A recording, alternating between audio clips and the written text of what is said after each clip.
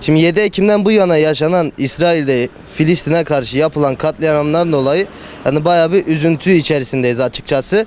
Yani 7 Ekim'den bu yana dünyanın tamamı bu olaya sessiz kaldı.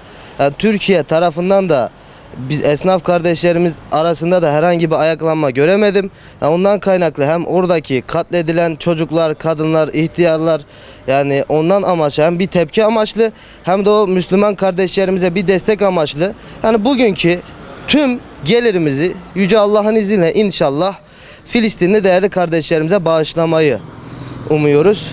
İnşallah bugün satılan tüm tavuk veya tüm ürünlerimizin tamamını bağışlayacağız. Yani o değerli kardeşlerimize bir nebze de olsa destek oluyorsak ne mutlu bize. Ya elimizden geleni yapmaya çalışıyoruz.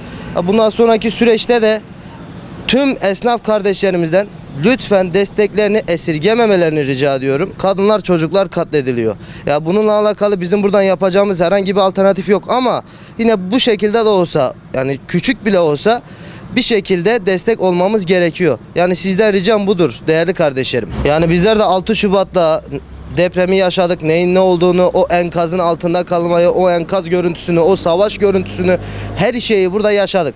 Bizim de binlerce insanımız öldü. Ailelerimiz, çoluğumuz, çocuğumuz, tüm yakınlarımız gitti. Yani o duygunun nasıl bir içeriğe sahip olduğunun tamamının kanaatindeyiz.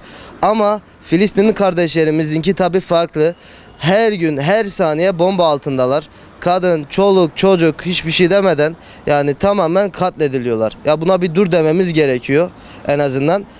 Bununla alakalı herhangi bir tepki göremiyoruz. Yani siz yüce devletimizden bununla alakalı lütfen yapılması gereken şeylerin yapılmasını temin eder. Yani tüm esnaf kardeşlerimizden de yine bizim gibi desteklerini esirgememelerini rica ediyorum.